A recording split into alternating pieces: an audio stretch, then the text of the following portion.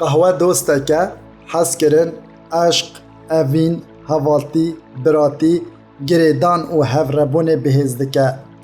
دما ظلام بانی خانما خودکه که قهوه اکی جمره چه بکه گرنجین دکه لسر لیوین مهبانان. هست پیدکه دلدار اکی وان هیا دیوان پیشوازی بکه. مخابن هندک دورین کردستان دانه تیگهاندن قهوه بزارره. وسان دور بو دور هاتیه و گوهستن وکه راست تیگهشتنه. لگور گوته گوتن داپیر و باپیران ما گوه لیبویا دبیجن بلا کچک قهوه و نخون نباشه.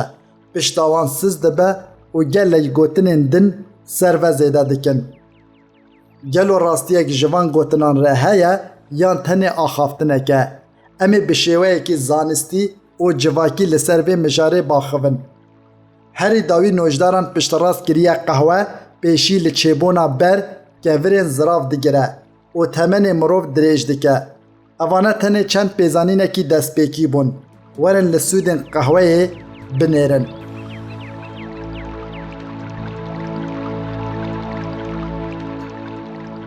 دست پیکی ده ام و بیجین قهوه هم خو هم خمروینه. مجید ده تفگر فکر و هزراندن حیسان دکه. کسی نخوازن خواوان بی بلا قهوه وخون. قهوه بیرکرین بهز دکه.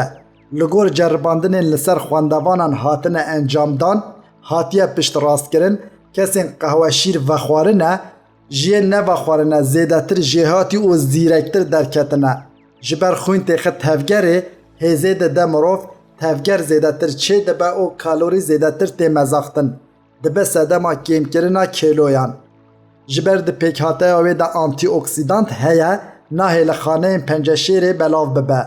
کسین سری وان تیشن دکارن لشون حبین سریش قهوه وخون.